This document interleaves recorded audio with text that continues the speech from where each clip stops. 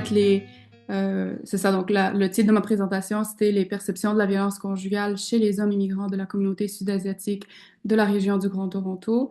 Donc, je suis bien consciente, il y a beaucoup d'éléments ici, en fait, euh, dans le titre. Ce qu'on va faire, c'est qu'à travers la présentation, on va vraiment prendre le temps de décortiquer chacun de ces éléments-là pour bien comprendre qu'est-ce qu'on veut dire par perception, communauté sud-asiatique, violence conjugale, etc. Voilà. Donc, au niveau du plan de présentation, je vais commencer par une introduction, en fait, pour vous mettre un peu en mise en contexte de ma thèse. C'est-à-dire que sans nécessairement m'attarder à la méthodologie ou à la recherche, parce que je pense qu'aujourd'hui, on est tous ici pour comprendre finalement comment est-ce que concrètement on intervient auprès des populations qui viennent d'ailleurs en contexte de violence conjugale. Donc, l'idée, c'est pas nécessairement de vous donner, de vous donner de vous exposer à la recherche, mais finalement mettre quand même un contexte par rapport à ma thèse pour qu'on puisse ensuite comprendre un peu les résultats. Le contexte théorique également va être important et je vous dirai, ça va être vraiment le cœur de la présentation. Et ensuite, on va finir la présentation avec une vignette clinique où on va réfléchir autour d'un cas clinique et on va finir la présentation avec quelques recommandations et des conclusions. Je vais juste... ok. Donc, j'aimerais en fait commencer la présentation en mettant un peu en contexte les objectifs, ou du moins l'objectif de la présentation d'aujourd'hui, c'est-à-dire pourquoi est-ce qu'on est ici aujourd'hui pour réfléchir à la violence conjugale. Donc, je pense que en fait, on est tous ici pour comprendre un sujet qui demeure largement invisible chez certaines communautés, qui est un enjeu de santé publique, qui touche toutes les cultures et tous les milieux. Et donc, je vous dirais, mon souhait pour la présentation d'aujourd'hui, c'est qu'on puisse à la fois donc comprendre ces dynamiques complexes qui sont souvent tabous et qui peuvent apporter, en fait, pour pouvoir apporter un éclairage et une contribution utile au phénomène de la violence conjugale chez la population immigrante. Donc, c'est de comprendre un peu ces dimensions culturelles de la souffrance, du pathologique, les dimensions, comme je vous mentionnais, culturelles, migratoires, structurelles, pour, en fin de compte, voir comment est-ce que, comme je vous disais, dans notre réalité terrain, c'est quoi ces pistes de prévention et d'intervention qui seraient culturellement sensibles pour nous. Et donc, pour moi, comme chercheuse, mais surtout comme clinicienne, c'est de pouvoir réfléchir à ce questionnement-là dans un espace de complexe, de nuances et de nuances. Donc, j'aime bien cette citation de Rumi qui dit Out beyond ideas of wrongdoing and right doing, there's a field, I'll meet you there, qui finalement se traduit par au-delà d'une bonne façon et d'une mauvaise façon de faire les choses, il y a un entre-deux. Et donc, rencontrons-nous dans cet entre-deux. Donc, je pense que l'objectif ultime aujourd'hui, face au phénomène de la violence conjugale, comme je vous mentionnais, pour moi, c'est vraiment qu'on puisse se rencontrer dans cet espace d'entre-deux où on réfléchit ensemble au phénomène de la violence conjugale dans toutes ses nuances et sa complexité, finalement.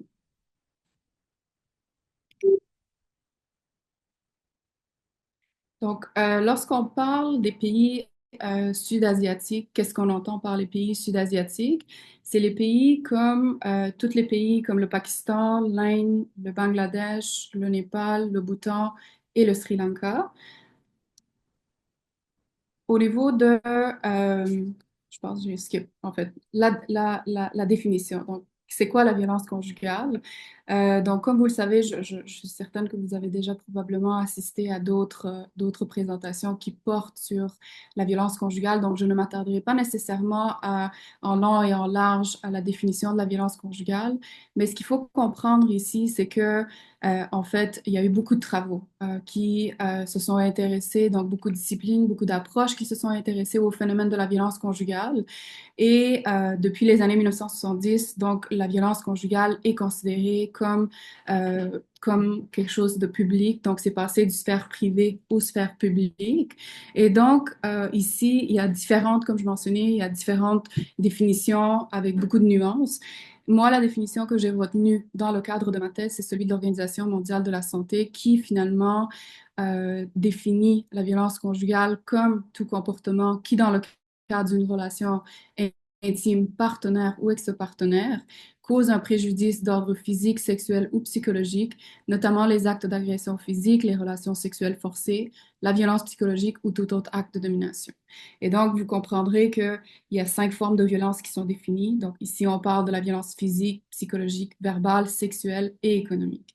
Donc, encore une fois, chacun de ces formes présente leurs propres particularités aussi.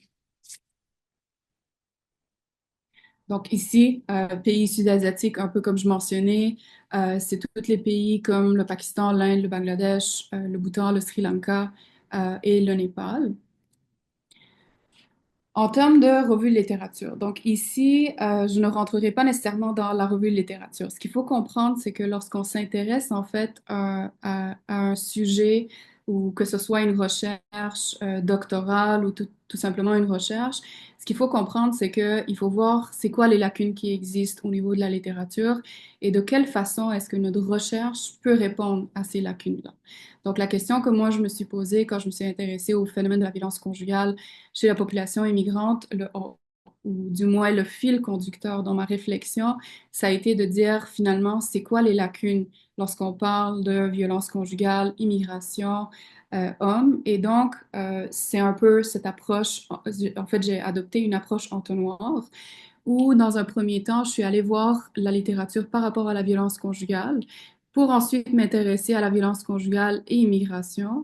Et ce qu'il faut comprendre ici, euh, par rapport à l'ensemble de cette revue-là, c'est que oui, il y a certes beaucoup de travaux qui ont été effectués sur la violence conjugale, mais aussi sur la violence conjugale et l'immigration. Ce que ça soulève, en fait, c'est que il y a certains facteurs, en fait, de risque qui sont associés à la perpétration de la violence conjugale chez la population générale. Par contre, il y a aussi d'autres facteurs qui sont associés à la perpétration de la violence conjugale chez les hommes de première génération. Et c'est là où moi, j'étais beaucoup plus intéressée à savoir, finalement, au niveau de la littérature, c'est quoi ces différents facteurs qui existent, qui peuvent mettre à risque les individus, hommes immigrants de première génération, à perpétrer ou à commettre de la violence conjugale. Et à cet effet-là, il y a une étude très, très intéressante qui est celui de Ayoubi et Satyan, qui a été publiée en 2024. Et donc, cette étude-là, donc je, sans nécessairement rentrer dans les détails, parce que je pense que l'objectif ici aujourd'hui, c'est pas nécessairement de vous faire une énumération des facteurs, mais finalement, ce que ça disait, cette étude-là, c'est que dans une approche finalement holistique et écosystémique, il y a des facteurs autant individuels, relationnels, communautaires et sociétaux qui existent et qui sont associés à des risques de perpétration de la violence conjugale chez les hommes immigrants de première génération. Et cette étude-là, vraiment, ça s'intéressait c'était une revue systématique. Donc, une revue systématique, ça cherche vraiment à aller voir différentes études pour voir finalement qu'est-ce qui existe. Et donc, eux, c'est pas nécessairement avec la population immigrante sud-asiatique, mais vraiment avec une large population ou différentes communautés. Ils sont allés voir un peu c'est quoi ces différents facteurs. Et en fait, ici, ce qui est nommé, c'est que comme je vous mentionnais, il y a certains facteurs qui sont qu'on retrouve ou qui sont partagés avec la communauté masculine de manière générale, mais il y a d'autres facteurs qui sont beaucoup plus spécifiques à la population immigrante. Entre autres, ici, par exemple, lorsqu'on parle des facteurs relationnels, tout ce qui est la question par rapport aux problèmes relationnels, les changements post-migration, c'est aussi un facteur, par exemple, au niveau relationnel qui peuvent mettre à risque ces individus de première génération à commettre de la violence conjugale. Donc ici, encore une fois, je vous mets la référence en bas de page si jamais vous avez envie de consulter l'ensemble de leur travail, la conclusion qui a été faite. Et l'autre chose aussi, l'autre élément très important par rapport à cette étude et où ça a été important et utile pour moi, c'est que la conclusion, en bout de compte de cette étude, là où ça met un accent, c'est qu'il y a une pertinence en fait à s'intéresser à des communautés spécifiques parce qu'il y a des besoins spécifiques chez les communautés. Et donc, lorsqu'on s'intéresse à la violence conjugale, il y a un intérêt à vouloir regarder spécifiquement comment est-ce que ça se présente chez les communautés. Donc, devant toute cette revue de littérature, l'objectif pour moi, comme je mentionnais un peu, c'était voir c'est quoi les lacunes, c'est quoi, en bout de compte, donc c'est quoi le problème entre guillemets, et donc comment est-ce que moi, à travers ma recherche, je pouvais répondre à cette lacune-là, à cette lacune au niveau de la littérature, et de quelle façon est-ce qu'on peut finalement soutenir cette population sud-asiatique masculine. Donc, bien évidemment, comme vous le savez, ce que ça a soulevé, c'est que la violence conjugale est un problème social et de santé publique. Finalement aussi que les hommes immigrants sud-asiatiques représentent un groupe sous-étudié dans la recherche par rapport à la violence conjugale et qu'au niveau des études qualitatives, ce qu'on voyait, c'est que c'est beaucoup plus centré sur les hommes. En fait, c'est moins. Il y a une lacune au niveau des études qui se centrent sur l'expérience des hommes immigrants auteurs de violences conjugales. Et donc, ce que ça soulevait surtout, c'est qu'il y avait un besoin d'explorer les facteurs à la fois culturels, migratoires et sociaux qui influencent les comportements et les perceptions de ces hommes de cette communauté-là. Donc, l'autre élément très, très important aussi qui a été soulevé, c'est toute la question par rapport à comment finalement il y avait peu d'intégration de l'intersectionnalité pour comprendre comment finalement la question du genre, migration et culture s'inter-influencent pour expliquer, par exemple, les perceptions de la violence conjugale ou l'émergence de la violence conjugale. Donc, bien évidemment, ça soulevait aussi qu'il y avait un manque de programmes de prévention et d'intervention qui seraient adaptés à la réalité de cette population. Et donc, face à ces constats, ou je vous dirais face à cette lacune que je constatais au niveau de la littérature chez la communauté sud-asiatique, la question que moi je me suis posée, c'est finalement quelles sont les perceptions des hommes immigrants sud-asiatiques de la région du Grand Toronto concernant la violence qu'ils ont perpétrée dans leur relation de couple. Donc, ce qui m'intéressait, moi, c'était vraiment de voir chez ces hommes qui ont perpétré de la violence conjugale, c'est quoi leur perception. Donc, dans un premier temps, ce que j'ai cherché, c'est de documenter les perceptions que les hommes sud-asiatiques avaient, tant en termes de définition de conséquences, les causes et les formes. Dans un deuxième temps, ce que je cherchais, c'était vraiment d'aller voir finalement c'est quoi ces conditions qui sont perçues comme étant liées à la violence conjugale, telles que rapportées par les participants de recherche. Donc, en d'autres termes, ce que je cherchais, c'était de voir c'est quoi les raisons qui étaient évoquées par ces participants pour justifier ou rationaliser leur comportement de violence. Et dans un troisième temps, mon objectif, c'était de voir finalement c'est quoi les réponses face à la violence conjugale, tout en incluant le rôle de la communauté ou aussi l'impact du système légal. Donc ici, ce qui était important, en d'autres mots, c'était de voir finalement comment est-ce que ces hommes ont réagi face à la violence conjugale une fois qu'elle s'est manifestée. Donc, la première chose, c'est de voir les perceptions de la violence en termes de causes-conséquences. Deuxième chose, c'est de voir les raisons qui étaient évoquées. Et dans un troisième temps, pour moi, c'était de voir comment est-ce que ces hommes réagissent une fois que la violence est manifestée. Donc, je sais que ça reste quand même assez théorique, mais je veux que vous sachiez que ce sont des éléments qu'on va pouvoir reprendre au cours de la présentation de plus en détail pour voir comment ça se manifeste concrètement. Au niveau de la méthodologie, donc sans nécessairement, comme je vous mentionnais, rentrer dans les détails méthodologiques de ma recherche, parce que je pense que l'objectif ici aujourd'hui, c'est pas tant la recherche, mais de voir comment est-ce que concrètement ça peut nous être utile dans notre pratique de tous les jours, comme clinicien, comme lorsqu'on intervient auprès de ces populations-là.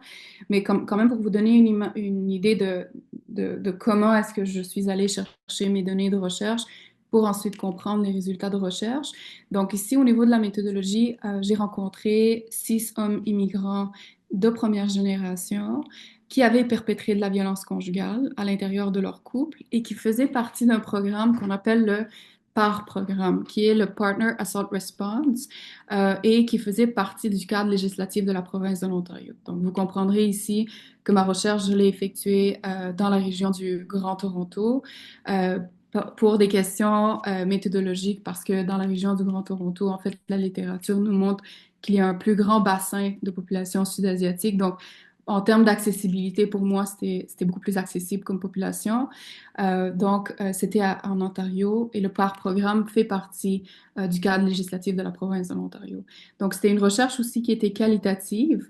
Euh, L'autre chose aussi qui est important, c'est que j'ai effectué des entrevues individuelles avec ces hommes-là sur deux moments différents. Donc, dans un premier temps, j'ai effectué une entrevue où tout simplement je m'intéressais à l'histoire de ces hommes. Donc, de dire, parlez-moi de vous, c'est quoi votre histoire migratoire, familiale, etc.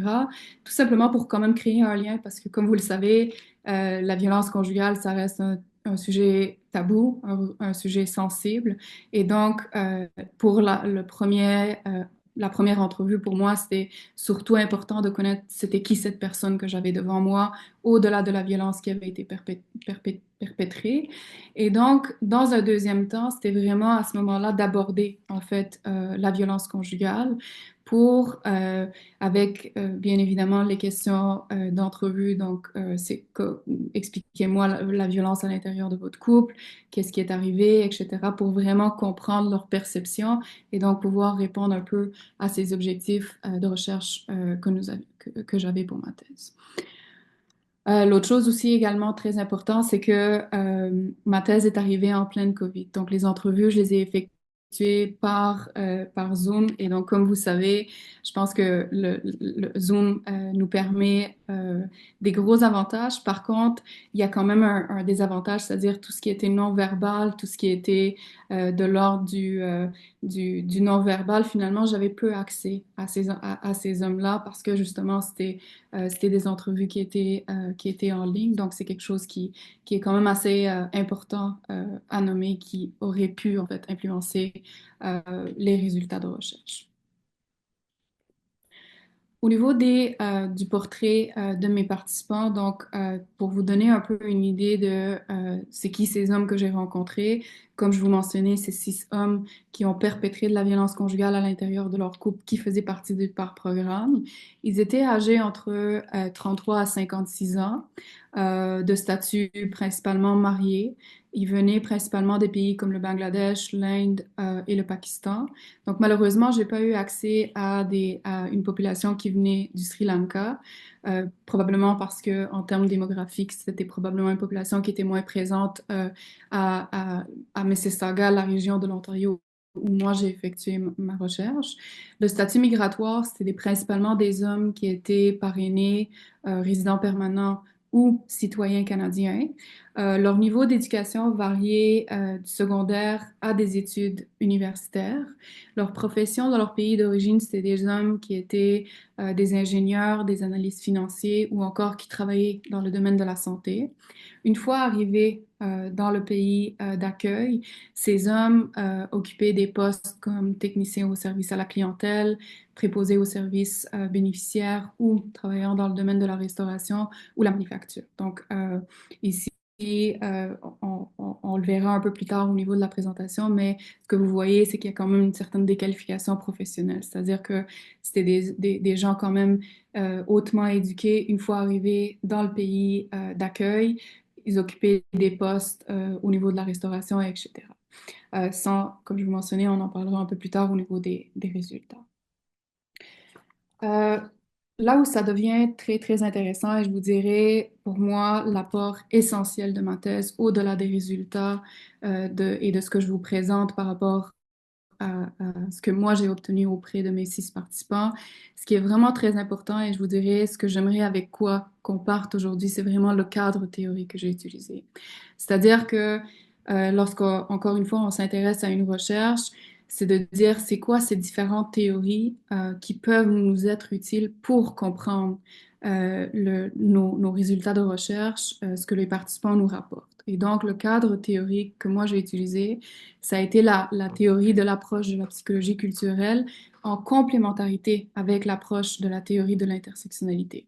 Donc, ça a été vraiment la combinaison de ces deux approches que j'ai utilisées. Donc, en d'autres termes, c'est ces lunettes théoriques que j'ai portées pour finalement comprendre ce que ces hommes me rapportent, comment est-ce que je peux les comprendre, comment faire du sens à partir de ce qu'ils me disent. Et donc, moi, j'ai utilisé ces deux approches. Euh, Donc, la psychologie culturelle, c'est quoi la psychologie culturelle, mais surtout, c'est quoi les notions de la psychologie culturelle qui peuvent nous permettre de comprendre le phénomène de la violence conjugale. Donc, lorsqu'on parle de psychologie culturelle, ici, une présentation en soi peut porter sur la psychologie culturelle parce que c'est très, très riche comme notion, comme théorie. Dans le cadre de la présentation aujourd'hui, ce que j'aimerais mettre de l'avant, c'est que finalement, à travers la psychologie culturelle, ce qu'on comprend, c'est toute cette notion de culture. Et la culture, c'est en fait, ça accorde une importance aux normes, aux valeurs, aux croyances et les pratiques partagées au sein d'un groupe donné, et que ça façonne en fait les perceptions du monde, les schémas de pensée et les réponses face aux défis de la vie quotidienne. Ce qui est surtout important en fait avec la psychologie culturelle, c'est que ça nous permet de comprendre à l'intérieur d'une communauté culturelle, c'est quoi ces choses finalement que les individus considèrent comme étant justes, injustes, acceptable, non acceptable, normal et pathologique. Donc, c'est vraiment à ce niveau-là que ça nous permet de comprendre, finalement, la psychologie culturelle nous permet d'éclairer certaines choses. En lien avec la violence conjugale, ce qui est important, c'est que euh, ça me permet ou ça m'a permis ou ça nous permettrait, en fait, de comprendre en quoi, finalement, ces valeurs, les normes et les croyances culturelles ont nui ou ont aidé à la situation de la violence conjugale. Donc, encore une fois, je suis bien consciente, ça reste assez théorique, mais sachez que ce qu'on va faire, c'est qu'on va pouvoir les appliquer un peu plus tard en portant ces lunettes-là à notre vignette clinique pour voir comment est-ce que ça se manifeste concrètement. Donc, lorsqu'on parle de psychologie culturelle et communauté sud-asiatique, c'est de voir finalement chez la communauté sud-asiatique comment, c'est quoi la psychologie culturelle, justement, c'est quoi ces notions que ces individus considèrent comme étant justes, injustes, normales, pathologiques et acceptable, non acceptable. Donc, il y a trois caractéristiques qui sont ressorties, moi, dans ma compréhension de la communauté sud-asiatique. Et ici, en décrivant par la description de ces trois caractéristiques, j'aimerais soulever que l'objectif, c'est pas d'homogénéiser la population sud-asiatique, parce que comme vous comprendrez, il y a une certaine diversité linguistique, religieuse, culturelle, pas culturelle, mais ethnique à l'intérieur de la communauté sud-asiatique. Et donc, l'idée, c'est pas nécessairement de dire que c'est exactement comme ça, mais plutôt nous offrir un portrait de, comme je mentionnais, comment est-ce que ces différentes caractéristiques chez ces individus-là peuvent nous permettre de comprendre la violence conjugale ou l'émergence de la violence conjugale chez cette communauté-là. Donc, on parle du collectivisme, qui est finalement toute la notion de l'interdépendance entre les individus, où les attentes anticipées chez les autres euh, et les normes sociales sont mises au détriment de leurs propres souhaits individuels. Il y a également un caractère privé de résolution des conflits au sein des familles de par cette notion de collectivisme. L'autre élément aussi également très important, c'est toute la notion de la structure familiale, où finalement ce qu'on voit, c'est que le mariage est une alliance entre deux familles. La famille élargie prend une grande importance et que l'épouse est considérée comme une représentante au niveau de la structure familiale. Troisième élément aussi qui est très important ici, c'est toute la notion du ESAT. Je ne sais pas s'il y en a parmi vous qui êtes familier avec cette notion de ESAT, mais en fait, ESAT, dans la littérature évidemment traduit par honneur. Toutefois, de par mon propre bagage culturel, mais aussi en regardant un peu la littérature, je trouvais que le mot honneur ne faisait pas nécessairement justice à la complexité et à la richesse que porte le mot ESAT. Donc, j'ai choisi vraiment de retenir le mot ESAT qui finalement se traduit par tout ce qui est le maintien d'une bonne réputation, les actes notoires, les comportements qui peuvent être acceptables, non acceptables à l'intérieur d'une communauté. Et que, plus particulièrement avec les hommes, c'est que c'est toute la notion de comment, en lien avec le ESAT, les hommes doivent faire preuve d'une image sociale, de courageux et d'indépendant finalement. Toute cette notion de ESAT c'est un peu cette notion-là que ça met de l'avant. Donc, lorsqu'on parle de l'intersectionnalité, comme je mentionnais un peu plus tôt, qui est cette deuxième lunette théorique que j'ai portée pour comprendre le phénomène de la violence conjugale, c'est quoi l'intersectionnalité, à quoi est-ce que ça nous sert et pourquoi est-ce qu'elle est pertinente pour comprendre la violence conjugale. Donc, je ne sais pas dans quelle mesure vous êtes familier avec cette théorie qui reste très, très pertinente, qui a pris une certaine popularité dans les dernières années. Mais donc, ici, la définition de l'intersectionnalité, en fait, c'est que ça permet de comprendre que les êtres humains, en fait, sont façonnés par l'interaction de différents facteurs sociaux. Par exemple, on parle ici du genre, de la classe sociale, le sexe, l'âge et l'ethnicité. Et comment ces interactions entre ces différentes catégories d'identité sociale se produisent dans un système, dans un contexte de systèmes et de structures de pouvoir qui sont interconnectés. Et donc, comment est-ce que ces différentes interconnexions peuvent faire en sorte qu'un individu peut être vulnérable ou peut être placé dans une position de pouvoir?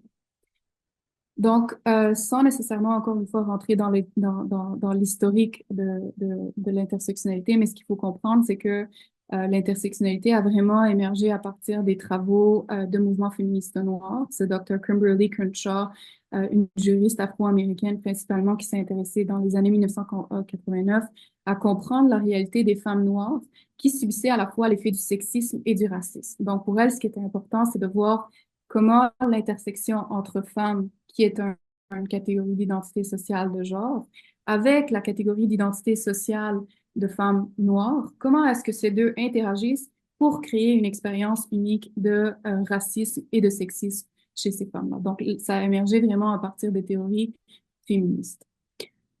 Ici, donc, ce qu'il faut comprendre, c'est qu'avec la théorie de l'intersectionnalité, on s'intéresse autant au niveau macro qu'au niveau micro. Donc, lorsqu'on parle du micro, c'est tout ce qui est, par exemple, le genre, la classe sociale, le statut migratoire, etc. Le macro, c'est vraiment finalement toutes les institutions politiques, religieuses, les lois, les politiques, les médias, et comment ce niveau macro, en fait, participe dans la production, l'organisation et la reproduction de ces inégalités sociales. Et donc, ce que ça met aussi comme de l'avant-plan, finalement, c'est que nous, comme cliniciens, on fait partie à la fois d'un micro, mais aussi on fait partie d'un macro. Donc, on fait partie de ces systèmes, de ces lois, de ces politiques, etc. Et que finalement, ça peut influencer euh, l'expérience de ces individus qu'on reçoit dans nos bureaux, euh, par exemple, dans des contextes de diversité culturelle. La question ici, c'est que donc finalement, cette théorie qui à la base était une théorie qui s'intéressait aux féministes, comment est-ce que je pouvais appliquer cette théorie aux hommes? Et c'est là où ça devient intéressant parce que avec l'intersectionnalité, en fait, ce que ça m'a permis, c'est de comprendre, d'expliquer comment les différentes catégories d'identité sociale ici s'interinfluencent pour faire en sorte que l'homme peut être opprimé et oppressant. Donc, ça me permettait en fait d'aller au-delà d'une vision qui était simpliste et catégorique, des positions de privilège et de subordination, pour comprendre un peu aussi en lien avec les hommes sud-asiatiques, comment est-ce que ces hommes pouvaient exercer un contrôle à l'intérieur du sphère familiale et conjugale, mais en même temps pouvaient être placés dans une position vulnérable et opprimés dans les sphères de vie sociale et de vie professionnelle. Donc, c'était de voir à la fois finalement comment, comment ils avaient un certain pouvoir à l'intérieur du noyau familial, mais qu'à l'intérieur, de par certains statuts ou de par certaines catégories sociales d'identité, pouvaient être vulnérabilisés. Donc, ici, un auteur que j'aime beaucoup qui dit les hommes sont souvent à la fois puissants et impuissants. Alors qu'ils ont le pouvoir et le contrôle dans leur relation avec les femmes, ces hommes font simultanément l'expérience de l'impuissance par rapport aux hommes qui sont blancs et qui ont un statut socio-économique plus élevé. Donc, vous comprendrez ici que c'est vraiment donc l'intersection entre hommes immigrants, hommes blancs, statut socio-économique qui deviennent des éléments très importants pour comprendre finalement un peu et d'aller au-delà d'une vision qui est simpliste et catégorique de tout simplement homme et ne pas tenir compte de ces interactions, par exemple, de migration, etc., etc. Donc, finalement, lorsque je combine la psychologie culturelle avec l'approche de l'intersectionnalité, un peu comme je mentionnais, donc la psychologie culturelle, ça permet de comprendre les normes, les valeurs culturelles chez les hommes sud-asiatiques et comment est-ce que ça influence leur perception de la violence conjugale. Au niveau de l'intersectionnalité, ça me permet de voir les facteurs systémiques de pression pour contextualiser ces perceptions. Et donc, ensemble, ce que ça permet, c'est d'avoir une interprétation, en fait, contextualisée et nuancée de la violence conjugale, d'avoir une analyse qui est socioculturelle, qui est beaucoup plus complexe et diversifiée, tout en ayant une compréhension qui est intégrative des facteurs à la fois sociaux, culturels et politiques face à la violence conjugale. Et donc, de voir aussi que les individus peuvent à la fois connaître des privilèges, mais aussi des oppressions, et que ça dépend de la situation ou du contexte spécifique dans laquelle ils se retrouvent. Donc, c'est vraiment ces deux approches, finalement, c'est ce que ça nous permet de mettre de l'avant. Et l'autre chose aussi, c'est que si on s'intéressait tout simplement à la psychologie culturelle, c'est qu'on risque en fait de culturaliser un phénomène. On risque de réduire et d'expliquer un phénomène qui peut être socio-économique, politique, par des facteurs culturels, et ça peut être problématique. Donc, par contre, si on prenait tout simplement l'approche de l'intersectionnalité, si on le prenait tout simplement sous l'angle de l'intersectionnalité, bien que c'est une théorie qui est très intéressante, on aurait aussi risqué de ne pas tenir compte de tous ces aspects qui peuvent être liés, par exemple, à la socialisation ou encore à toutes les dynamiques culturelles chez les individus. Donc, d'où l'importance de vraiment combiner ces deux approches pour comprendre le phénomène de la violence conjugale. Donc, au niveau des résultats, ici, que je vous expose ici dans les prochaines diapositives, c'est vraiment finalement à partir des deux entrevues, c'est ce que j'ai obtenu. Donc, c'est ce que les hommes ont rapporté et ça a été catégorisé sous trois thèmes centraux et vous comprendrez que ces thèmes ont vraiment été en lien avec les objectifs de recherche. Donc, dans un premier temps, c'était la perception de la violence. Deuxième temps, les conditions comme étant liées à la violence conjugale. Et dans un troisième temps, c'était les réponses à la violence conjugale. Donc, lorsqu'on parle, donc ici par faute de temps, malheureusement, je ne pourrais malheureusement m'attarder à l'ensemble des résultats qui ont été rapportés. Par contre, au niveau du thème 1, donc tout ce qui est la perception de la violence conjugale, ce qu'on voit, c'est que finalement, les hommes en fait, ont partagé leur compréhension de la violence et les manières dont elle se manifeste en identifiant plusieurs déclencheurs et aussi que la violence pouvait être à la fois verbale, physique et psychologique. Donc, par exemple, tout rapidement, un élément qui était très important, c'était toute la demande, par exemple, financière de leur conjointe au niveau des déclencheurs par rapport à la violence conjugale, ou un participant nommé, par exemple, ce qu'il disait en fait, c'est que we were living in the basement. I was the only one. Just I was the only one working, and my wife had no job. My kids were going to school. Life is very expensive, and the basement was not good. After 3 or 4 months, she said she didn't like the basement. Donc ici, ce qu'on voit, c'est vraiment toute cette demande financière de la part de la conjointe qui était nommée comme étant un déclencheur au niveau de la violence conjugale. Euh, donc, au niveau du thème 2, qui est finalement, comme je vous mentionnais, les raisons qui étaient évoquées pour justifier ou rationaliser les comportements de violence. Ici, ce que les hommes ont rapporté, c'est qu'il y a autant des facteurs individuels que des facteurs qui sont relationnels et d'autres facteurs qui sont reliés, en fait, aux normes culturelles. Donc, lorsqu'on parle des facteurs individuels, ce qu'on voit, c'est que ça peut être autant sur le niveau social, économique et psychologique. Donc, au niveau social, ce qu'on voit, c'est que, par exemple, les participants ont nommé, oups, je vais retourner en arrière. Au niveau social, par exemple, ce qu'ils ont nommé, c'est un certain isolement dans le pays d'accueil, la première année de transition de vie qui pouvait être difficile, la perte de repères traditionnels aussi, qui a été nommé comme étant un défi au niveau social qui pouvait être une difficulté. Au niveau économique, au niveau psychologique aussi, il y a des éléments qui ont été nommés. Dans les facteurs relationnels, on voit aussi qu'il y a certains éléments qui ont été nommés, entre autres, par exemple, les attentes non satisfaites de la conjointe qui pouvaient amener une certaine pression ou un fardeau en termes de style de vie. Les normes culturelles aussi ont été des éléments qui ont été rapportés par les participants où finalement, c'est toute la notion de comment les croyances à la fois religieuses et culturelles pouvaient influencer leur interaction et leur perception de la violence conjugale. Au niveau du thème 3, qui est toute la réponse par rapport à la violence, donc ici, c'est comment est-ce que finalement ils ont réagi face à la violence une fois qu'elle s'est manifestée. Ici, ce qu'on voit, c'est que les participants ont rapporté, en fait, ils ont réagi de manière différente après avoir commis des actes de violence. Donc, certains ont minimisé, d'autres ont nié la gravité de leurs gestes, alors que d'autres, à l'inverse, ont démontré une certaine prise de conscience, par exemple en insistant sur l'importance de la communication, sur le reconnaître l'émotion du partenaire, sur la reconnaissance également des signes avant-coureurs de violence conjugale. Euh, et l'autre chose aussi, c'est le rôle de la communauté, tant en termes de système légal que le rôle de la communauté out large qui avait été mis.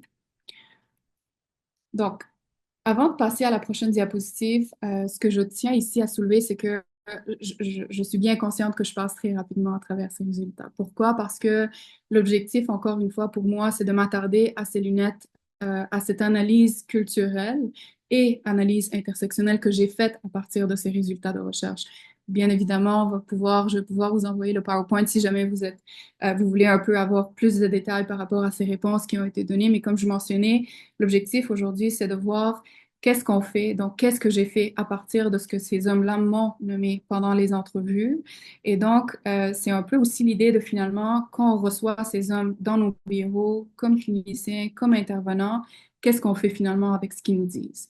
Et donc, c'est là où ça devient intéressant, ou d'où l'objectif de vous avoir présenté pour vous dire finalement ce que moi j'ai fait à partir de ce qu'ils m'ont nommé, ou l'analyse que j'ai faite. Ça a été une analyse qui était à deux niveaux où, dans un premier temps, j'ai regardé l'ensemble de ce que ces hommes-là rapportaient.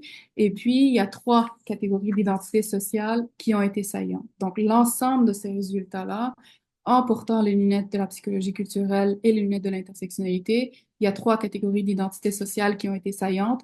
Donc, si on parle du statut d'immigration, statut économique et d'éducation, et les identités culturelles. Donc, ça a été une analyse dans un premier niveau. Et dans un deuxième temps, ça a été vraiment pour moi de faire en fait l'analyse intersectionnelle, qui était une analyse beaucoup plus dynamique, c'est-à-dire une fois qu'on a ces trois catégories d'identité sociale, qu'est-ce qui arrive lorsqu'on les met en interaction? Donc, comment est-ce qu'on peut comprendre que ça peut à la fois mettre ces hommes-là dans un contexte de vulnérabilité et à quel niveau est-ce que ça peut les protéger? Donc, au niveau descriptif, ici, les trois catégories d'identité sociale, c'est le statut d'immigration, le statut d'éducation et économique et les identités culturelles. Donc, lorsqu'on parle du statut d'immigration, ici, les résultats ont révélé trois principaux statuts. Donc, ici, c'était le statut de parrainé, résident permanent et le citoyen d'origine immigrante. Donc, ici, dans les trois statuts dans les trois statuts d'immigration, il y avait certains éléments qui étaient des éléments communs. C'est-à-dire que peu importe le statut d'immigration, qu'il soit parrainé, résident permanent ou citoyen d'origine immigrante, il y avait des éléments qui étaient communs, rapportés comme étant comme vécus de manière similaire. On parle ici, par exemple, de l'isolement social, on parle du manque de soutien social, de la stigmatisation sociale, ou, par exemple, ce que les participants rapportaient, c'est toute cette idée fausse selon laquelle, finalement, ils avaient l'impression, ils percevaient que la culture faisait partie de leur culture, et également des défis économiques qui étaient vécus aussi de manière similaire, où les hommes nommaient que le statut amenait certains défis économiques chez eux.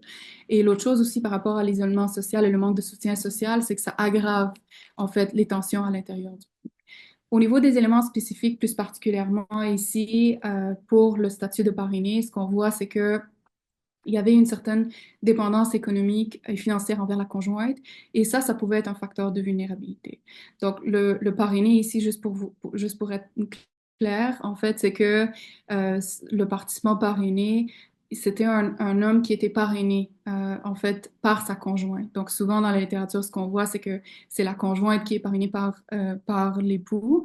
Ici, c'était une situation inverse. Donc, j'ai eu un participant qui était parrainé par son épouse, et donc, lui, dans son expérience ou sa perception, ce qu'il a amené, c'est qu'il y avait une certaine dépendance économique et financière qu'il ressentait envers la conjointe. Et donc ça pouvait être un facteur de vulnérabilité pour lui. Et il avait l'impression, en fait, qu'il était redevable envers la conjointe aussi. Au niveau du résident permanent, c'était tout le risque d'expulsion du pays suite à la dénonciation qui était aussi nommée, ou également une atteinte à la réputation. Donc, une fois qu'il y avait dénonciation de la violence conjugale, ces hommes-là craignaient une certaine atteinte à leur réputation dans le pays d'origine. Plus particulièrement par rapport à le citoyen d'origine immigrant, ici, ce qu'on voit, c'est toute la notion de finalement, ça donnait en fait à ces hommes-là des nouvelles opportunités d'émancipation, entre autres face au rôle de genre. Donc ça pouvait être un facteur de protection. Pourquoi? Parce que il y avait toute une remise en question de certaines normes culturelles qui, par exemple, dans le pays d'accueil, dans le pays d'origine, n'étaient pas possibles. Mais suite à l'immigration, c'est comme s'ils remettaient en question et c'était une des nouvelles opportunités pour pouvoir, par exemple, s'émanciper. Un exemple très frappant, c'était de dire, ben, là, je peux communiquer avec ma conjointe, d'ouvrir le dialogue et de se percevoir un peu, pas dans un rôle hiérarchique, mais de égal à égal finalement. Le sentiment de pouvoir aussi était quelque chose qui était nommé chez les populations qui étaient d'origine immigrante, où finalement, lorsqu'ils parrainaient leur conjointe, il y avait un sentiment de pouvoir. Mais lorsqu'il y avait dénonciation, ce qu'ils nommaient, c'est que c'est comme si la conjointe les trahissait et que ça a amené une certaine colère chez ces hommes-là suite à la dénonciation. Et donc ça pouvait être un facteur de vulnérabilité chez eux. Donc, quelques citations juste pour vous donner un peu une idée de comment ça se présente. Par exemple, ici, un participant, Raj, qui a été parrainé justement par la conjointe, qui dit I'm not talking about that ego that you are a man and she's a woman. In this scenario, you are here without any effort. You lose your self-respect because you came here without any effort. Yeah, you lose your self-respect because someone support you to come here. So you are from your inside, nobody can say that person you lose your self-respect. Donc, finalement, un peu comme je mentionnais, il nomme toute cette idée de comment le fait d'avoir été parrainé par la conjointe, ça l'a amené à une certaine baisse d'estime de lui-même et de sa confiance en lui-même. Au niveau de la deuxième statut, qui est le statut d'éducation et le statut socio-économique, c'est des éléments comme par exemple la déqualification professionnelle, peu ou pas d'éducation, diplômé, bonnes conditions financières et les difficultés financières. Ici aussi, ce qu'il faut comprendre, c'est que, bien évidemment, ces différentes catégories-là peuvent exister à l'extérieur de l'expérience migratoire. C'est-à-dire que chez la population générale, on peut très bien avoir un homme qui est déqualifié professionnellement, qui a peu ou pas d'éducation, avec des difficultés financières. Toutefois, ici, ce qui est important, c'est que moi, j'ai analysé ou j'ai compris ces expériences en lien avec l'expérience migratoire. Et là, ce que ça fait, c'est que ça met en fait l'emphase sur justement cette approche intersectionnelle où on ne peut isoler ces catégories-là de l'expérience migratoire. Donc, l'idée de dire ça devient important lorsqu'on parle de ces catégories-là et que ça peut avoir une influence dans l'expérience que ces hommes-là font. Donc, lorsqu'on parle de la déqualification professionnelle, ce que ça fait en fait chez ces hommes et ce que les participants ont rapporté, c'est toute une remise en question de leur identité masculine en tant que pourvoyeur. Et donc ça pouvait amener un certain facteur de vulnérabilité chez eux. Ça amenait aussi un certain stress financier.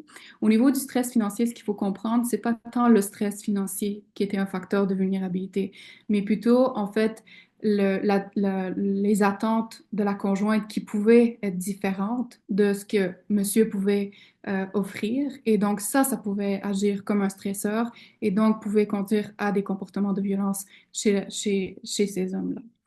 Au niveau du peu ou pas d'éducation, ici, finalement, c'est des hommes qui avaient peu ou pas d'éducation et donc la conjointe avait un niveau d'éducation un peu plus élevé. C'est pas tant, encore une fois, le niveau d'éducation qui était important, mais plutôt la disparité éducative qui était perçue à l'intérieur du couple, comme par exemple monsieur qui avait un niveau d'éducation moins élevé que la conjointe, et cette disparité qui percevait en fait avec la conjointe qui pouvait amener un certain sentiment de déséquilibre dans la relation et donc baisse d'estime de lui-même dans sa perception aussi à l'intérieur du couple et donc pouvait agir comme un facteur de vulnérabilité chez lui. Au niveau du diplômé et bonnes conditions financières, ici, c'est toute la notion le niveau de diplomation. Donc, ce que je voyais en fait à travers mes résultats de recherche, c'est comment les hommes qui avaient un niveau d'éducation plus élevé avaient accès en fait, à des milieux de travail beaucoup plus soutenants. Et donc, c'était une source de soutien pour eux. Et donc, pouvait être un facteur de protection. Euh, donc, sans nécessairement rentrer dans les détails de l'analyse, mais finalement, toute l'importance de comment, lorsque ces hommes immigrants viennent dans le pays d'accueil, l'importance d'avoir des environnements de travail soutenants, parce que ce qu'on voit, c'est que c'est un facteur de protection pour ces hommes-là. Au niveau des difficultés financières, donc les attentes divergentes entre les conjoints, par exemple en style de vie, les attentes financières un peu comme je mentionnais un peu plus tôt, qui amènent un sentiment de ne pas être comprise par la conjointe. Et c'est ça, encore une fois, qui pouvait agir comme un facteur de vulnérabilité chez ces participants. Donc ici, par exemple, Raj qui dit, So I work with all the big brands, so that is why when I came here, I was trying to, je vais juste baisser ça, I was trying to get a good job in my field because I had 12 years of experience, but I did not get a chance because my English was not good and it's not, still not good. Donc finalement, ce qu'il dit, c'est qu'il y a eu une déqualification professionnelle ici en arrivant dans le pays, alors qu'il avait beaucoup, beaucoup d'années d'expérience dans son pays d'origine. La troisième catégorie d'identité sociale ici, c'était toutes les identités culturelles ou la notion de ESAT, la notion de représentation du genre et le caractère collectif des résolutions du conflit qui ressort à travers ce que les participants ont dit. Le ESAT, en fait, ici, comme je mentionnais un peu plus tôt, au niveau de la psychologie culturelle, c'est que les résultats que j'ai obtenus vont dans le même sens que la littérature. Ici, par exemple, ce que les participants ont nommé, c'est qu'ils ressentaient une certaine pression pour assumer le rôle de protecteur au sein de la relation de couple et que surtout lorsqu'il y avait des situations de violence conjugale, à ce moment-là, c'est comme si pour eux, d'adopter cette posture devenait encore plus important. Donc, le rôle traditionnel de protecteur au sein de la relation. Également, l'autre chose au niveau du ESAT, c'est que ça fournit un soutien communautaire et pouvait être un facteur de protection. Au niveau de la représentation de la masculinité, donc on voit toute la pression, par exemple, qui a été exercée par la famille, la culture à se conformer à l'image traditionnelle de la masculinité, où le succès matériel ainsi que les responsabilités envers la famille élargie devenaient très importants.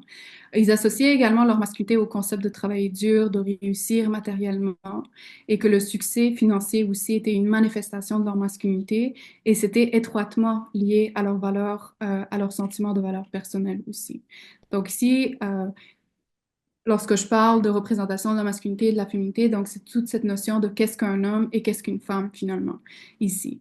Lorsqu'on parle de la représentation de la féminité, ce que je voyais principalement, c'est que les participants nommaient une double attente envers leur conjoint, c'est-à-dire que à la fois ils les encourageaient à travailler, mais en même temps ils les attribuaient aussi un rôle de responsable des tâches domestiques et de gérer en fait le noyau domestique, familial, etc.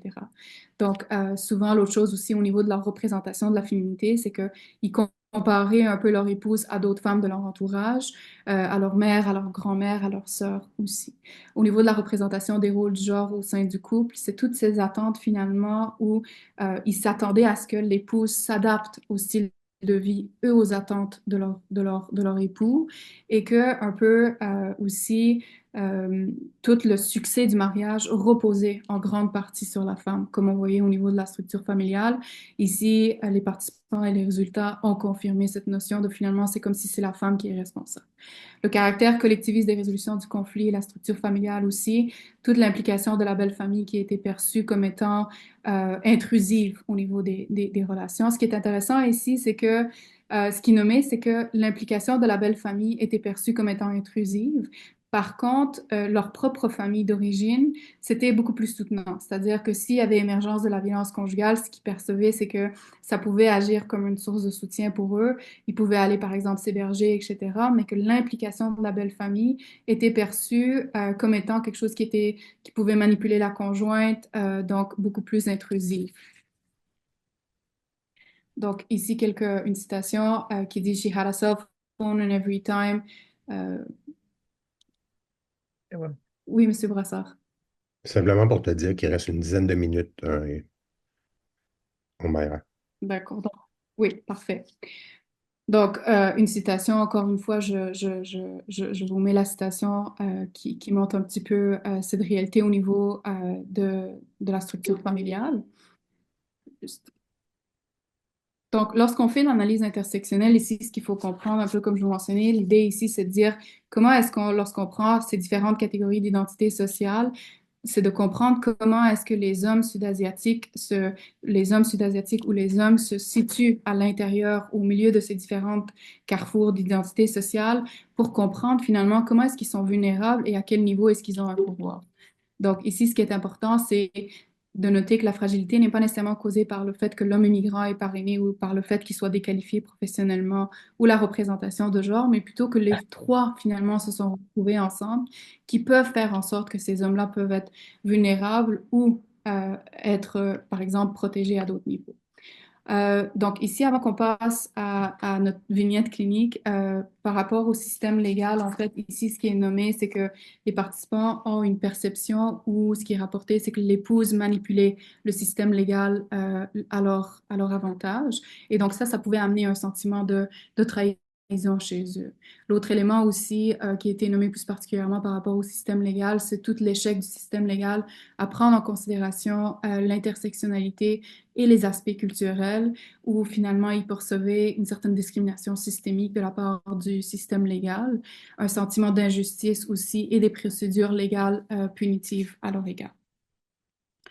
Donc, encore une fois, ce qui est important, c'est de dire que lorsque dans le système légal, on ne tient pas compte de l'intersection de ces différentes catégories d'identité sociale, donc on manque en fait une certaine comment dire, un regard par rapport à la complexité que ces hommes peuvent vivre face à la situation. Donc ici, rapidement, par faute de temps, je n'aurai pas le temps de vous lire le verbatim de Hassan, mais ce qu'il dit finalement, c'est que comment il était perçu comme étant un criminel lorsqu'il était arrêté, et donc malgré le fait que c'était quelqu'un qui contribuait à la société canadienne, donc il avait cette perception que finalement c'était tout simplement un criminel à leurs yeux. Donc, ce que je vous propose ici, dans les prochaines minutes qui restent, peut-être on peut prendre un petit peu de temps, à 5 minutes, pour faire la vignette clinique. Et sachez qu'on fera un retour par la suite par rapport à cette vignette clinique. Donc, je vais la lire rapidement. Ici, on parle de Hassan, un ingénieur pakistanais âgé de 30 ans, qui a rencontré Marwa lors d'une visite de cette dernière au Pakistan. Marwa, citoyenne canadienne d'origine pakistanaise, a immigré au Canada à un jeune âge avec sa famille. Après leur rencontre et leur mariage au Pakistan, Marwa a entrepris les démarches pour parrainer Hassan afin qu'il puisse la rejoindre au Canada. Hassan, malgré son parcours en tant qu'ingénieur au Pakistan, se retrouve contraint de travailler dans un centre d'appel au Canada, car son diplôme n'est pas reconnu dans son pays d'accueil. Cette situation a des répercussions sur sa confiance en lui et son estime personnelle. De plus, le couple habite actuellement chez les parents de Marwa, ce qui crée des tensions au sein de la relation. La principale source de conflit dans le couple réside dans les conditions de vie actuelles. Marwa, habituée à un certain niveau de confort au Canada, exprime son mécontentement quant à la situation actuelle où il réside chez ses parents. Elle aspire à une plus grande indépendance et souhaite trouver un logement où Hassan et elle peuvent vivre seuls. Donc, ici, monsieur nomme le manque d'intimité et sa difficulté à accepter à devoir vivre chez ses beaux-parents. Il nomme également qu'il considérait la décision d'être parrainé par la conjointe comme l'un des plus regrettables de sa vie en raison de cette dépendance qu'il avait ressentie envers elle. Donc, ce que je vous propose, c'est vraiment d'aller voir en fonction de ces trois différentes catégories d'identité sociale, statut d'immigration, éducation et les identités culturelles, de réfléchir un peu à cette vignette clinique. L'autre chose aussi également, ce qui est important, c'est que j'aimerais que vous vous permettiez un peu de voir, est-ce qu'il y a des éléments, par exemple, qui ressortent pour vous, que moi, j'ai peut-être pas nécessairement constaté de par mes lunettes, mais donc vraiment, allez-y avec ce regard de complexité, de nuance. Permettez-vous d'avoir vos propres lunettes par rapport à cette situation. Puis on reviendra, on peut prendre quelques minutes, puis on reviendra par la suite sur la vignette clinique.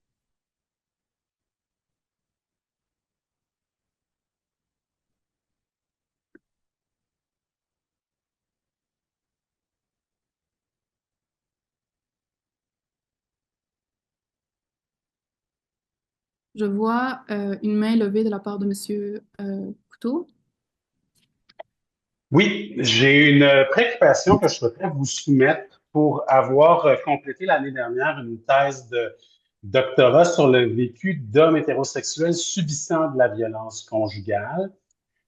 J'écoutais vos extraits et tout, puis je me suis posé la question sur comment on fait pour s'assurer que les hommes que vous avez rencontrés puis que vous décrivez ne sont pas des victimes qui agissent de la résistance violente. Et je veux peut-être juste préciser ceci, c'est que on le voit dans la vignette clinique, il y a des éléments en fait au niveau intersectionnel, il y a des événements qui placent les hommes en position basse.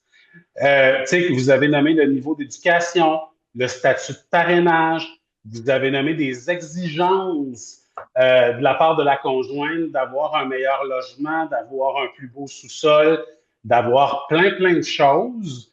Euh, Puis là, on ne voit pas dans la vignette clinique qu'est-ce qu'Hassan fait. Qu'est-ce qui, dans la dynamique familiale ou conjugale, au-delà des tensions, nous montre que lui, il agit de la violence et qu'il n'est pas victime. Puis, je vais préciser ceci, il pourrait avoir perpétré de la violence dans le cadre d'une dynamique de violence où il agit de la résistance violente à force d'être dénigré, d'être rabaissé psychologiquement ou de se retrouver avec une forme de violence économique faite par la conjointe. C'est des choses que vous avez nommées ou ça pourrait être une dynamique de violence bidirectionnelle. Donc, comment est-ce qu'on s'assure de faire ce départage-là de votre point de vue? Je ne vous cacherai pas que ça me préoccupe. D'accord. En fait, je vous remercie pour votre question. Ce qu'on va faire, en fait, c'est que je pense dans un premier temps, je voulais tout simplement donner un petit peu le temps de réflexion pour que nos participants réfléchissent un peu à la question de la vignette clinique. Mais je peux peut-être, en fait, je peux peut-être répondre à votre question. Je ne sais pas si vous avez eu le temps, tout le monde, à réfléchir à la vignette clinique. Mais en fait, parce que si je peux me permettre, tous les éléments que je vous Ouais. soulève sont dans la vignette clinique. Vous avez tout nommé le statut de parrainage, les tensions, les exigences économiques de la part de la conjointe. Vous parlez de tensions relationnelles, mais il n'y a aucun comportement qui est décrit par rapport à qu'est-ce qu'Hassan fait, c'est quoi la violence qu'il agit, comment sa conjointe réagit. Ces éléments-là ne sont pas là dans la vignette. Donc, moi, je regarde le cas d'Hassan, puis comme intervenant, je me dis qu'il faut aller creuser plus loin pour statuer qu'il est vraiment l'auteur principal de la violence dans sa relation. D'accord, je pense que je comprends mieux votre question. En fait, j'avais un peu de difficulté à saisir la question, mais je pense que je comprends mieux, en fait. Et je pense que l'objectif ultime, c'est ça aussi. Je pense que de pousser un peu plus la vignette clinique, bien évidemment, pour vous comme intervenant, ce que j'entends, c'est de voir en fait, est-ce que la violence est bidirectionnelle, un peu comme vous l'avez mentionné, ou est-ce que c'est qui la victime, c'est qui l'agresseur, etc., etc. Bien évidemment, je pense qu'il y a matière à pousser un peu la réflexion pour savoir finalement quelle est cette dynamique et comment est-ce que ça se manifeste, comment la violence se manifeste. Je pense que effectivement, je pense comme intervenant, d'avoir ces lunettes-là, absolument, à l'intérieur du couple. Mais ce que j'aimerais aussi ajouter, c'est aussi tout au niveau à la fois micro, mais aussi tout à la fois au niveau macro aussi, c'est-à-dire la vulnérabilité à l'intérieur du couple, dans la relation conjugale, mais aussi au niveau beaucoup plus macro, c'est-à-dire au niveau de comment, par exemple, l'expérience migratoire, le statut socio-économique, etc., à quel niveau est-ce que ça peut aussi vulnérabiliser Hassan? Donc ça aussi, ce serait des éléments de, je pense, de réflexion et des pistes de réflexion en tant qu'intervenant aussi à avoir. Mais je pense que l'élément que vous rapportez est tout à fait juste ici. On peut peut-être faire un retour, compte tenu, je vois l'heure qui avance, Monsieur Rohim, pas Monsieur Rohim, donc on peut peut-être, Brassard, Ouais. on peut peut-être faire un retour par rapport à ça. Je ne sais pas s'il y en a qui veulent se prononcer un peu par rapport à comment eux ils voient. Je vois que Madame Valérie a la main levée. Oui, c'est juste une réflexion que j'ai faite avec la vignette que je voulais comme ajouter. Moi, dans ma tête, je vois un quatrième cercle qui est l'impact oui, l'impact de la société. Alors, comment la société perçoit certains aspects et où elle met la valeur. Alors, par exemple, quand on parle de, de la disparité d'éducation entre les conjoints, si, par exemple, on vit dans une société où l'éducation est moins valorisée, ça aurait moins, comme un plus petit impact sur cet élément dans la relation. C'est sûr qu'on vit dans une société où l'éducation est fortement valorisée. La même chose avec l'argent, puis l'emploi aussi. Alors, mais j'ajouterais comme un cercle pour la perception sociale et les attentes sociales. Absolument, absolument. Je pense que c'est un très bon point. Puis je vous dirais aussi tout ce qui est identité culturelle aussi, ça peut aussi rentrer là-dedans. C'est-à-dire que lorsqu'on parle de culture, un peu comme je mentionnais pendant la présentation, c'est toute cette notion de qu'est-ce qu'on considère comme étant entre guillemets normal, pathologique, Mhm. acceptable, non acceptable. Et Oui. je Puis pense que comme vous aussi, le nommez, tout cet impact, pardon, allez-y. Euh, aussi la oui. responsabilité sociale. Alors, par exemple, est-ce que Hassan a été informé du parrainage, puis qu'est-ce que ça voulait dire, non seulement par sa conjointe, mais aussi par la société ou le pays d'accueil. C'est une responsabilité de notre part aussi à informer les gens, puis pour qu'ils sachent. Absolument. Oui. Absolument. Et encore une fois, je pense que ça peut très bien rentrer dans des catégories d'identité sociale, mais aussi dans les catégories d'éducation socio-économique, etc. Donc, le fait d'avoir cette lecture de, comme vous dites, beaucoup plus large au niveau sociétal, comment est-ce que ça peut influencer, je pense que c'est une bonne lecture par rapport à la situation de Hassan. Donc, par faute de temps, encore une fois, parce que je vois qu'on dépasse l'heure, ce que je vous propose ici, donc, c'est l'analyse que moi j'ai faite par rapport à tout ça, où finalement, ce qu'on voit, c'est que, un peu comme vous l'avez mentionné, Hassan est vraiment placé à l'intersection du parrainé, la déqualification professionnelle et les représentations masculines traditionnelles de la masculinité. Ce qu'on voit ici, c'est que de par son statut de parrainé, donc, est-ce qu'il a, en fait, il a une certaine dépendance légale et économique envers la conjointe, ce qui amène un sentiment de honte chez lui. La déqualification professionnelle, quant à lui, c'est toute la difficulté à trouver un emploi dans son domaine, l'accès aux études qui, par exemple, peut être coûteux pour lui, le rôle de sa perception de lui-même en tant qu'homme aussi, où il y a une certaine baisse de l'estime de lui-même. Et donc, ce qu'on voit ici, c'est toute cette intersection entre le statut de parrainé et la déqualification professionnelle qui amène un sentiment d'oppression où c'est en fait vécu comme un sentiment de dépendance économique et de pauvreté. Et c'est là où finalement il y a une certaine vulnérabilité économique. Donc, ce qu'il faut comprendre, c'est pas tant le fait d'être parrainé ou le fait d'être déqualifié professionnellement, mais le fait que les deux se sont retrouvés ensemble qui font en fait en sorte que Hassan ici vit une certaine situation de vulnérabilité. Au niveau de la représentation traditionnelle de la masculinité, ce qu'on voit, c'est que ici, c'est toute cette attente culturelle, sociale, qui peuvent, par exemple, le pousser à réaffirmer sa masculinité de manière conventionnelle, et donc lui donne un espace pour exprimer sa frustration et sa colère à l'intérieur du noyau conjugal. Donc, ce qu'on voit ici, c'est que ici, ces deux-là créent une zone de vulnérabilité, mais ce qu'on voit ici, c'est qu'il peut avoir un certain pouvoir. Et donc, pour réaffirmer son pouvoir à l'intérieur de la relation à l'intérieur de la relation de couple, c'est à ce niveau-là qu'il va pouvoir reprendre contrôle.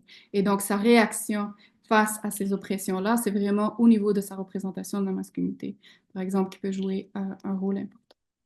Donc, au niveau des outils d'intervention, je pense que Valérie et Madame Valérie et l'autre participant aussi, en fait, ce que vous avez nommé, je pense que c'est toute cette réflexion par rapport à comment réfléchir à notre propre positionnement dans l'impact de nos interventions, nos croyances, nos préjugés et à quel point ça peut en fait influencer nos interventions. Je pense que de par notre bagage comme intervenant, mais aussi notre bagage culturel, etc., ça peut influencer ces lunettes-là et la compréhension qu'on peut avoir avec les personnes qu'on travaille. Et donc, je pense que de réfléchir à notre propre positionnement devient fondamentalement important important. L'autre chose aussi, c'est de travailler avec des interprètes. Je pense que lorsqu'on travaille dans des contextes de diversité culturelle, travailler avec des interprètes devient fondamentalement important. Et l'autre chose aussi que j'ai envie de souligner, c'est que je pense que le fait de savoir qu'on n'a pas de solution miracle lorsqu'on travaille dans la relation d'aide, mais aussi dans des contextes de diversité culturelle et en lien avec des phénomènes de violence conjugale, il n'y a pas de solution miracle. Se permettre un peu comme aujourd'hui, malheureusement, on n'a pas eu le temps de vraiment élaborer là-dessus, mais de se permettre ces espaces de réflexion, ces échanges, tout en sachant que finalement, il y a pas une seule réponse. Il y a plusieurs réponses et d'avoir ces espaces entre nous pour pouvoir réfléchir à tout ça. Donc, en termes de recommandations, encore une fois, je pense que ce qui est important, c'est de mettre en place une meilleure coordination intersectionnelle avec les services sociaux, juridiques et de santé et de travailler ensemble pour pouvoir soutenir ces populations-là. L'importance aussi de travailler avec une approche culturellement sensible également. L'approche au genre aussi, je pense que c'est crucial par rapport à ce phénomène-là. Donc, plus particulièrement par rapport au système légal, ce que j'ai envie de souligner ici, c'est tout le fait que la perspective intersectionnelle devient très important dans les programmes de formation qui sont destinés au système juridique aussi. Donc, voilà, moi j'ai fini pour ma présentation. Merci beaucoup. Merci beaucoup, Madame Naoui, pour Merci. cette belle présentation. Donc, il y a des beaux mots de félicitations dans la zone de clavardage aussi. On a dépassé le temps un peu. Je ne sais pas si vous avez quelques minutes pour prendre quelques questions. Sinon, on peut se dire au revoir. C'est pour vous. Je sais qu'il y a Erika aussi qui posait comme question en début de présentation si les personnes que vous aviez rencontrées dans le cadre de votre étude, si c'était toutes des personnes des hommes hétérosexuels ou il y en avait qui faisaient partie de la diversité sexuelle. Donc, c'est une question qui a été Euh, posée lorsque vous avez présenté là, votre groupe témoin. Là. c'est une très bonne question. En fait, c'était des hommes hétérosexuels qui étaient, comme je mentionnais, mariés ou divorcés, mais dans des relations hétérosexuelles. Oui. Merci. On a un peu de temps, bien sûr, mais par contre, sentez-vous à l'aise aussi si jamais vous avez des questions, ça me ferait plaisir de répondre et de vous envoyer aussi, Monsieur Brassard va vous envoyer le PowerPoint. L'autre chose aussi qui est très important, comme je mentionnais, c'est finalement, au-delà de ma thèse, au-delà des résultats, comment s'en servir, je pense, au niveau clinique, dans la pratique, dans nos interventions. Et en fait, j'ai mis une infographie à partir de cette cadre théorique des lunettes de l'intersectionnalité et de la psychologie culturelle que je pense qui peuvent être utiles pour nous comme intervenants lorsqu'on travaille avec ces hommes. Et ça aussi, ça peut être accessible. Donc, je le mettrai accessible à travers, je pense, Monsieur Brassard, le site web ou peu importe, vous l'envoyez pour finalement vous donner un outil de comment s'en servir dans la pratique. Sinon, sachez que je demeure disponible si jamais vous avez d'autres questions aussi par courriel. Bon. Peut-être une dernière question, une question. Il y a Sarah qui pose dans la zone de clavardage si, parmi les hommes que vous avez rencontrés, si la problématique ou la réalité de violence conjugale existait avant qu'il émigre au Canada.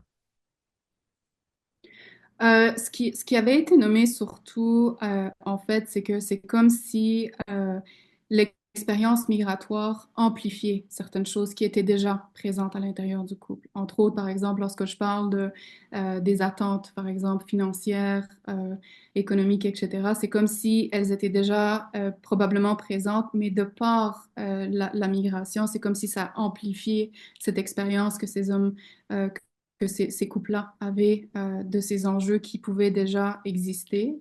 Donc, je vous dirais, oui, dans une certaine mesure, ils reconnaissaient quand même une certaine fragilité, même dans le pays d'origine, mais que c'est comme si l'expérience migratoire vient amplifier en plus ces facteurs-là. C'est bon. Ben, on vous remercie beaucoup. Merci beaucoup, Madame Naoui, pour cette belle présentation, pour les réponses aux questions également aussi. Merci aux participants pour votre présence à cette conférence midi du RAIM. Donc, comme on vous l'a mentionné aussi en début de rencontre, d'activité, on va vous faire parvenir la présentation là, en début de semaine prochaine. Donc, merci à vous, puis on vous souhaite une bonne fin de journée, puis une très joyeuse Pâques également aussi. Donc, merci à vous. Merci beaucoup tout le monde. Merci.